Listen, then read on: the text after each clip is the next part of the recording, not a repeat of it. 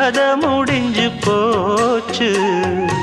ஈசான மூலையில லேசான பள்ளி சத்தம் மாமன் பேர சொல்லி பேசுது. ஆறாத சோகந்தன்ன தீராம சேர்த்து வச்சு ஊரும் சேர்ந்து என்ன ஏசுது. மாமா மாமா உன்னத்தானே எண்ணி நானும் நாளும் தவித்தேனே.